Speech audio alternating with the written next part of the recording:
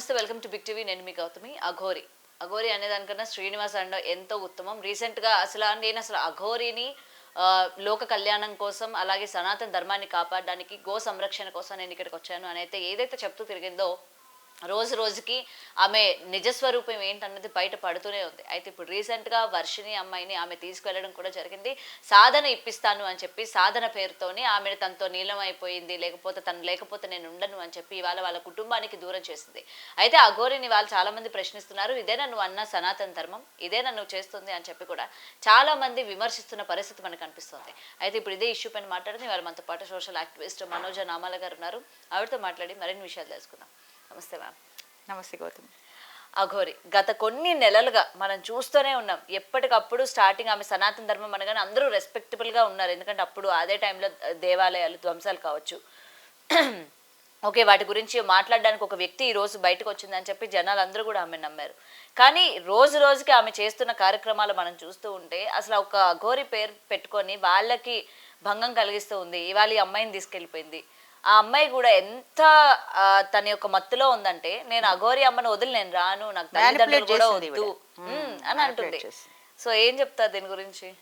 అఘోరి శ్రీనివాస్ యాక్చువల్గా వీళ్ళందరూ కూడా సనాతన ధర్మాల్ని కాపాడడానికి, తర్వాత జనాల్ని ఉద్ధరించడానికి, ఆ తర్వాత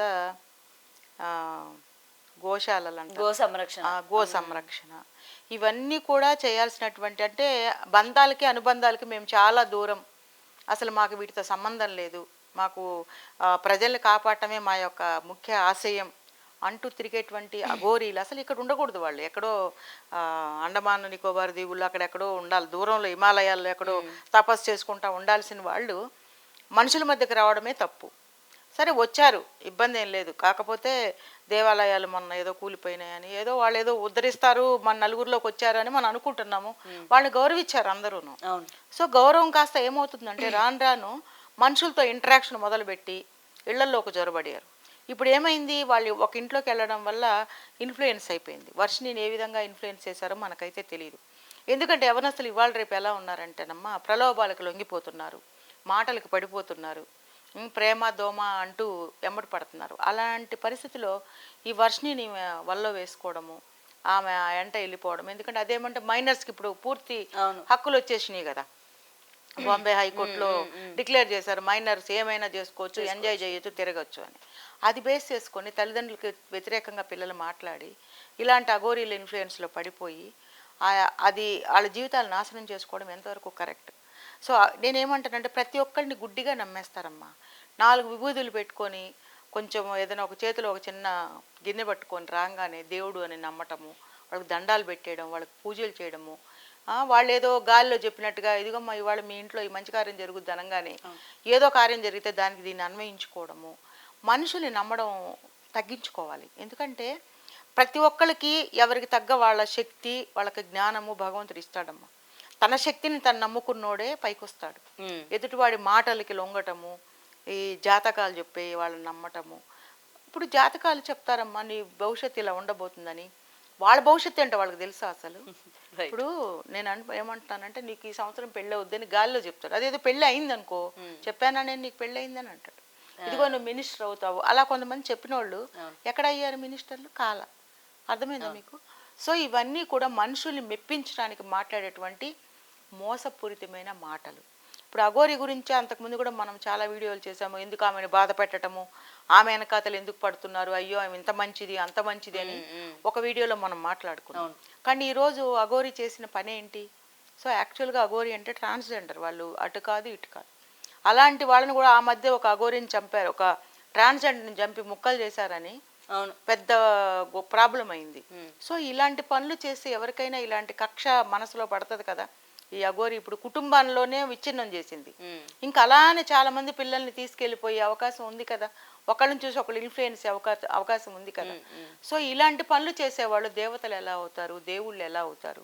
పిల్లల్ని తల్లిదండ్రులకు దూరం చేసి అమ్మాయిని తీసుకెళ్ళి వాళ్ళ కార్యకలాపాల కోసం తీసుకెళ్ళి వాళ్ళని మభ్యపెట్టి మాయ చేసి డబ్బాస్ చూపించి కార్లు చూపించి సకల సౌఖ్యాలు నీకు ఇప్పిస్తాను నాతో ఉంటేని ఏం మాయ మాటలు చెప్పారో మరి తెలియదు కదా. ఇలా చేయడం అనేది అఘోరీలకి కరెక్ట్ కాదు. ఒకప్పుడు అఘోరీల మీద ఉన్న గౌరవం ఇప్పుడు లేదు. ఎందుకంటే వాళ్ళు ఎక్కడ ఉండవలసిన వాళ్ళు అక్కడ ఉండి చేసుకుంటేనే ఆ రెస్పెక్ట్ వాళ్ళకు ఉంటుంది. అదే హిమాలయాలు ఎక్కడ ఉన్నారనుకుని ఇంతకుముందు అసలు వాళ్ళ టాపిక్కే లేదు. అవును. ఈ మధ్య కాలంలోనే ఒక 6 నెలల నుంచే ఈ టాపిక్ మొదలైంది. అఘోరి సిటీలోకి రావడము, ఆడపిల్లని నమ్మించింది అందరినీ, ఆ గుళ్ళలో శివుడికి పూజలు చేయటము, ఇలాంటివన్నీ చూసి అందరూ ఆమె చుట్టూ ఒక భజనకారులాగా చేరి ఆమెని పొగిడి, అమ్మ పూజలు చేస్తుంది, పునస్కారాలు చేస్తుంది, శివుడికి పాలాభిషేకాలు చేస్తుంది, ఆ బూడిద రాసుకొని ఒళ్ళంతా బూడిద రాసుకొని బట్టలు లేకుండా అలా తిరిగిన రోజు కూడా ప్రజలు ఏం అనలేదు. ఆమెను నమ్మారు. ఏం అనాలన్నా ముందుగా భయపడ్డారు. ఏమన్నా జరిగిపోద్దేమో మా కుటుంబాలు. ఆవిడ కూడా సీఎంను కూడా ఆమె మినిస్టర్లను కూడా తిట్టడము, శాపనార్థాలు పెట్టేసరికి భయపడిపోయింది. ఎవరి శాపనార్థాలు ఎవరిని ఏమీ చేయవమ్మా. దేవుడు రాస్తాడు ఏదైనా, మంచి అయినా చెడు అయినా భగవంతుడు ఏది రాస్తే అదే జరుగుతుంది. ఇలాంటి నోటి మాటలు, ఒక సాధారణ మనుషులు చెప్పే మాటలు నమ్మి మన మనసులు పాడు చేసుకోకూడదు. మనం గుడ్డిగా నమ్మకూడదు ఎవరిని కూడా. ఏదైనా చెప్తే భగవంతుడు ఏది చెప్తే మన పట్ల ఆయన ఒక రాత రాసేసి ఉంటాడు మనకి. ఈమెకి ఇలా జరగాలి అంటే అదే జరుగుతుంది, మన చేతిలో ఉండదు. ఎవరు మాటలు ఎన్ని మాట్లాడినా కూడా ప్రజలు గుడ్డిగా నమ్మకూడదు. ఇంటికి వచ్చి నీకు ఏమో అయిపోతుంది, నువ్వు 2 రోజుల్లో పోతావు, లేకపోతే నీకు 2 రోజులు పెద్ద జబ్బు రాబోతుంది, ఇలాంటివన్నీ లెక్క చేయకూడదు. ఎందుకంటే ఒక మాట జరగకపోయినా కూడా దాని యొక్క ప్రభావం మన మీద పడి మన మానసిక స్థితిని దెబ్బతీసే అవకాశం ఉంటుంది.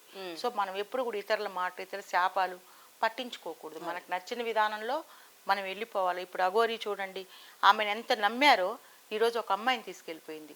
అలా ఎంతమంది ఆమె ఎంట పడతారో తెలియదు కదా, ఎంట తీసుకెళ్ళిపోద్దో తెలియదు.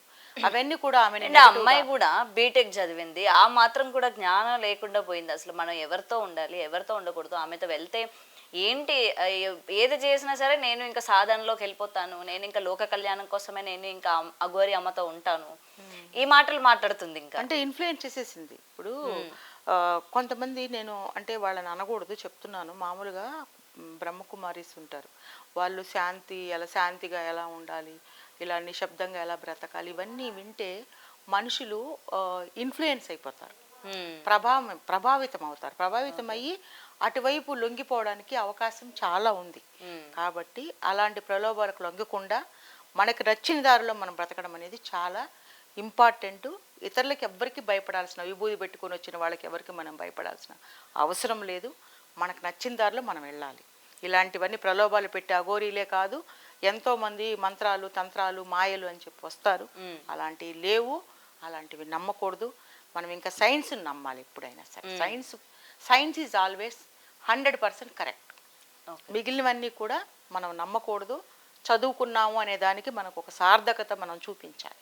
సో ఒక ఎడ్యుకేటెడ్ అయ్యింది కూడా అతనితో ఆమెతో వెళ్ళిందంటే that is 100% wrong. Okay ma'am, thank you.